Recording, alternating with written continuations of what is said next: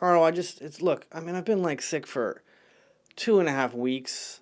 I mean, I'm starting to feel better, but I'm like still running at like 80, 85%. My head's not working right.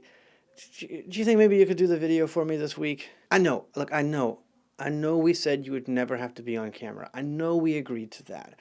But look at me, man. I mean, I'm like I belong in some kind of weird bathroom production of Hogwarts or something. What do you say? Just once for me, for old time's sake? All right, excellent, great. That's wonderful. The video's on salvation, and we're going to talk about the communal dimension of salvation. So I can, fill you in on what we want to chat about and how we want to kind of move forward with that. And I think you'll be fine, okay? Just stay on script.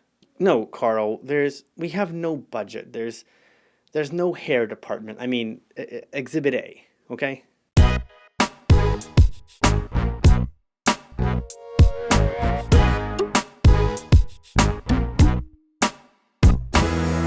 Hello, my name is Carl, and I'll be filling in for Professor McLaughlin this week in our discussion of salvation.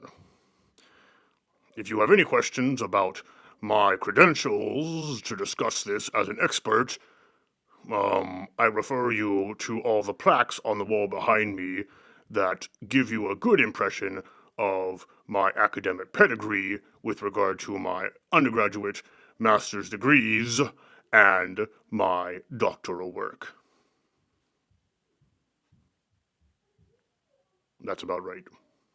Now, as you may have noticed from McGrath's text, salvation is a very important aspect of Christian theology, something that we need to figure out and take seriously. Seriously. Yes, I'm being dead serious.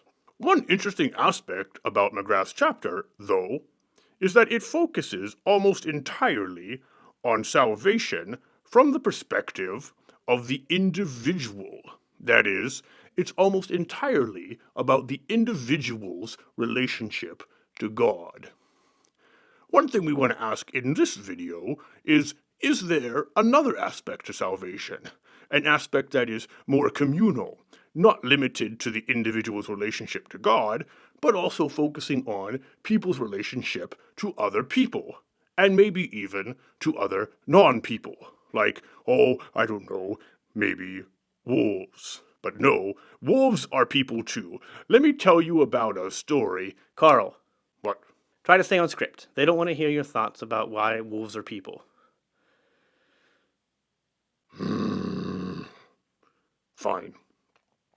In order to explore the notion of salvation as a communal idea, we're going to focus on a few particular texts. First, I want to talk about the creation narratives of Genesis 1 and 2, and the story of the Garden of Eden from Genesis 3, and finally, the story of Cain and Abel from Genesis 4.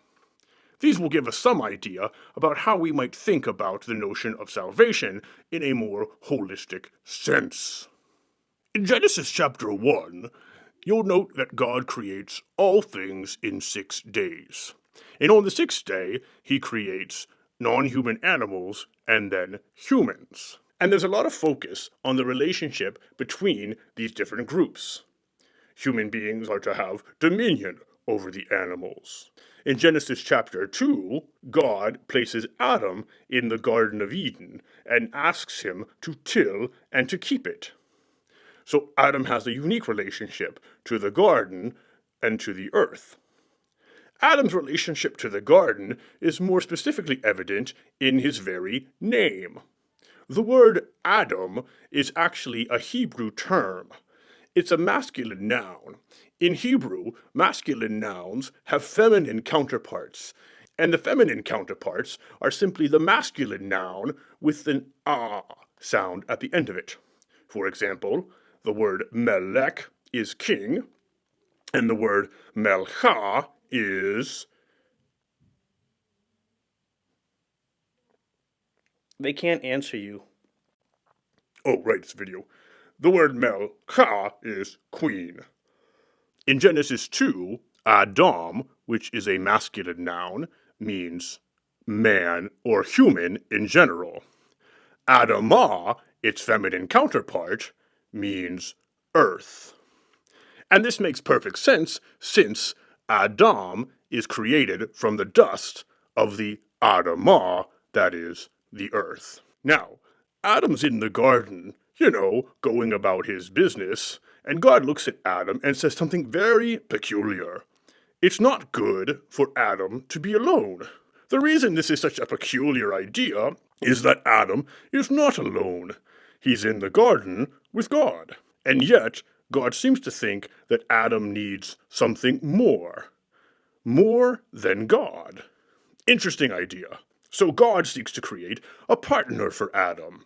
In this case, God first creates all the animals, and God also creates them from the dust of the earth. It's interesting to note here that the animals were created by God to be the companion of the humans. But at any rate, none of them seem suitable as a mate, so God creates Eve. Already in this particular passage, we have the notion that human beings are in relationship to God. They are in relationship to each other, Adam and Eve. They are in relationship to the earth, Adam and Adamah, and they are in relationship to other creatures. Then something goes wrong. In Genesis chapter 3, a creature, a snake who can talk, enters into the garden and convinces Adam and Eve to violate a rule that God put upon them, not eating from the tree of the knowledge of good and evil. Adam and Eve disobey God, and as a result, everything falls apart. But let's focus particularly on how everything falls apart. First, the serpent receives God's wrath. And as part of this, God says there will always be enmity between you and the humans. In this sense, the relationship between the humans and the animals, here represented by the snake, is broken. Adam and Eve also experience something of a broken relationship. First, Eve now has to be obedient to her husband, which is a very antiquated idea. Also, Adam blames Eve for the whole thing. Finally, God also says that Adam will toil the earth by the sweat of his brow and the pain of his back. And in this sense, the relationship between humans and the earth, between Adam and Adamah, also appears to have been somehow broken. And so we have this triad or quadrilateral of relationships: God to human, human to human, human to animal, human to earth. And all of these relationships appear to somehow be broken in this strange event in the Garden of Eden. Why is this important? It's important because it suggests that God's original intention with Adam, with the human, was not simply Adam and God. Remember, it was not good that Adam be alone, and in this case, Adam being alone meant Adam with God. So, there needed to be a communal or relational dimension to the created order. Humans in relation to other creatures. It stands to reason that if these relationships were broken, part of salvation will mean restoring those relationships. Now, it's not that it's not important that the individual human being be justified before God, or that we deal with the issue of sin. It's important that we understand that the human predicament is more than just a broken relationship with God. It's also a broken relationship with all of creation, including human beings. As part of this point, it's interesting to note that the first time the word sin is mentioned in the Hebrew Scriptures is not in Genesis chapter 3 with Adam and Eve. It's in Genesis chapter 4 in the story of Cain and Abel. And the sin there is not simply that Cain disobeys God, it's that Cain kills his brother Abel. Again, there is a broken relationship between us. So how does this factor into the idea of salvation? Well, it's important to note that Jesus' life and ministry was not just about teaching people that they are no longer guilty before God, or that they are now declared righteous or justified. Salvation for Jesus always had a communal dimension to it. Jesus would heal sicknesses that kept people from being socially involved. For instance, there's a narrative of a woman who had an issue with bleeding for many, many years. This issue would have made her unclean in that culture, meaning that she could not participate in communal events. When Jesus heals her, her healing is not simply being made well in terms of personal health, it's being made well in terms of social health. The same can be said of lepers. We should also note Jesus' relationship to the earth. Jesus seems to be able to calm storms and things to that nature. These ideas suggest some kind of relationship between this particular human being, who is also divine in Christian theology, and the well-being of the earth. This then suggests a communal dimension to salvation. And consider, in the book of Romans, Paul notes that there is a cosmic dimension to salvation. All creation groans and waits for the liberation of the children of God so that it too might be liberated. The suggestion here is that the well-being of humans and the well-being of the earth and the well-being of the earth's inhabitants all seem to be connected to the well-being of the relationship between humans and God. Now, of course, this is a very basic introduction to this idea, salvation as communal, but it's important to note that it might be helpful to extend beyond the individualistic idea of what salvation means and focus on the relationship between the self and others. Oh, hello. Hello. I hear you talking about salvation and self and others. Can we be friends? You're a sheep, right? Yes. Sure. Here, come this way. Let me show you where I keep all my fun stuff. Okay.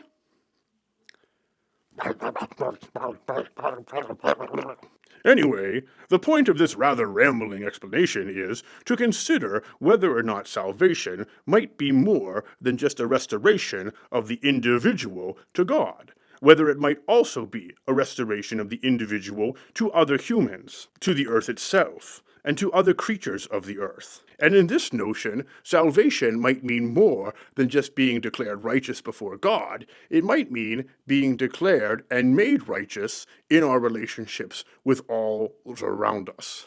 And certainly this seems to fit with some of Jesus' teachings. For instance, when he suggests that if you are worshiping God, you should make sure that your relationship is right with others before you offer any offering to God. And so your prompt for this week is to consider the communal or relational dimension of salvation. Does it exist? Why is it important? And what might it look like in terms of our relationships with other humans, with the earth itself, with other creatures, and indeed with ourselves? Professor McLaughlin will look forward to reading your posts. I will not, because I don't read, because I'm a wolf.